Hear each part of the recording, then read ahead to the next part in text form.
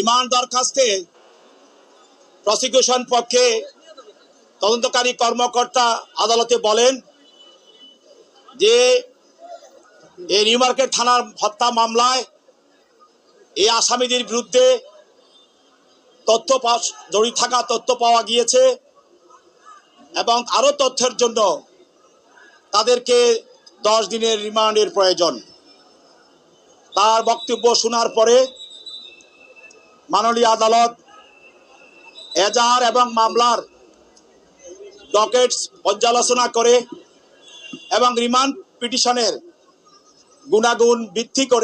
গুণাগুণের উপরে ভিত্তি করে এই আসামিদের বিরুদ্ধে 10 দিনের রিমান্ড মঞ্জুর করেন।